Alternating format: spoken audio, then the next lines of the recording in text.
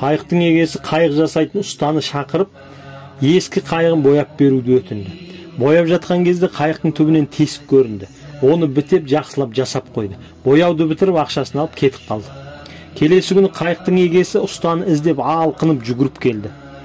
Мынау сізге қайықты жасағаныңыз үшін деп бір қалташа алтын ұсынды. Ұста не үшін деп таң қалды. Мен өз ақымды алдым ғой деді. Иә, деді сөзін растап. Ол тек бояуға арналған ақша еді. Ал мынау жасағаныңыз үшін деді. Түкке тұрмайтын нәрсе. Ол менің көп уақытымды алмады. Ол үшін ақша алатын ниетім де жоқ еді деді. Сіз түкке тұрмайтын деп тұрған ісіңіз менің бала-шағамның өмірін сақтап қалды. Кеше еңбегіңізге ақшаны беріп өз жұмыстарымен кетіп қалыппын. Қайықта тесік барын айтуды ұмытып кетіппін. Сол арада балаларым қайықты мініп көлге жүзіп кетіпті. Олар суға батып кетті ма деп қатты қайғырдым, уайымдадым. Олар аман есен жағаға оралғанда белгілі болды. Олардың аман қалуына сіз себеп болған екенсіз. Сізге қарыздармыз.